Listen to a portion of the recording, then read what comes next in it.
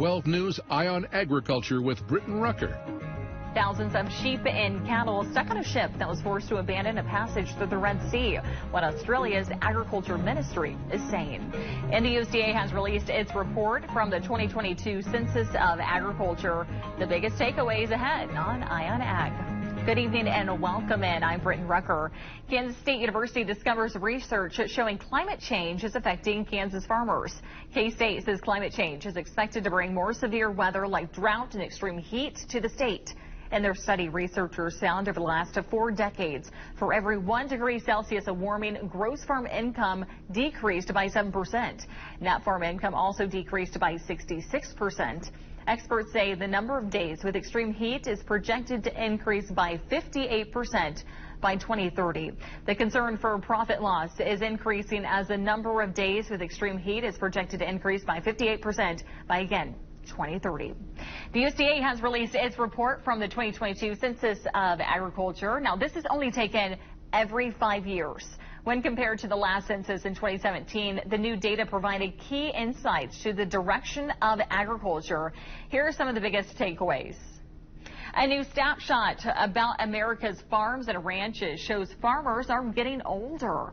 The age of the average farm producer in 2017 was 57.5, increasing in 2022 to 58.1.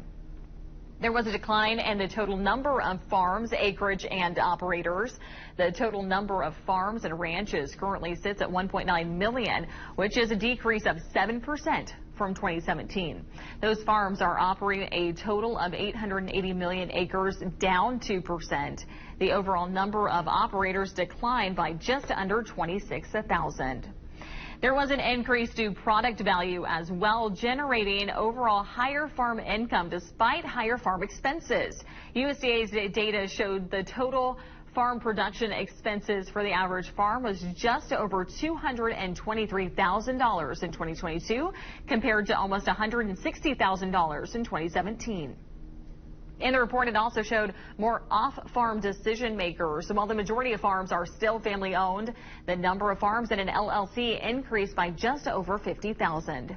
The new census data showed more new and young operators on the farm. Just over 1 million of the total 3.4 million operators have been in the business for 10 years or less. There was also an increase in the number of operators aged 44 and younger who are involved in day-to-day decision-making. And finally, the report found an uptick in conservation efforts on the farm. The data showed producers have spent the past 5 years ramping up their conservation practices. Over 10,000 more farms are using conservation or reduced tillage in their fields. And while slightly fewer operators are using cover crops, the total number of acres they are planted has increased.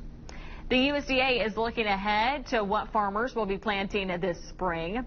The agency making these forecasts at its 100th annual Ag Outlook Forum, predicting farmers will plant 91 million acres of corn. That is down more than 3.5 million from last year.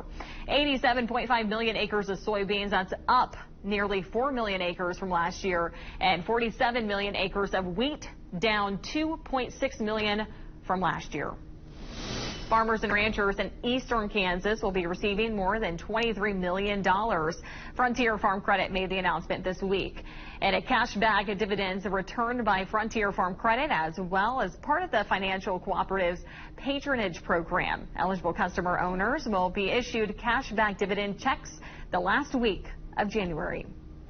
Around 16,000 livestock remain in limbo aboard an export ship at an Australian port, having set sail for Israel exactly 4 weeks ago. The ship abandoned its route due to the threat of attacks on cargo vessels in the Red Sea by the Houthi militia, which has disrupted global trade. Biosecurity rules means the animals, roughly 14,000 sheep and 2,000 cattle, cannot disembark without being quarantined. Officials say the livestock are in good health. There should be no doubt that Australia's biosecurity and the health and welfare of the livestock on board are our highest priorities. Australia's live export industry shipped more than 500,000 sheep and 500,000 cattle overseas last year. Following protests by farmers, European Union leadership is shelving a plan to restrict pesticides by half.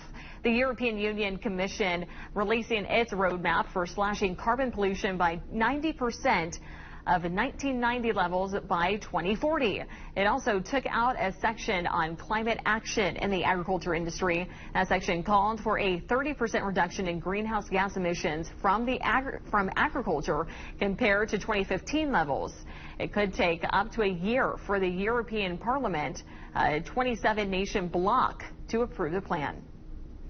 The 2024 Western Farm Show is back. You're invited to explore 400,000 square feet of exhibit filled with new farm and ranch equipment and wide-ranging displays of other agricultural products and services. The show will be Friday through Sunday, February 23rd to the 25th at the American Royal Complex in Kansas City, Missouri.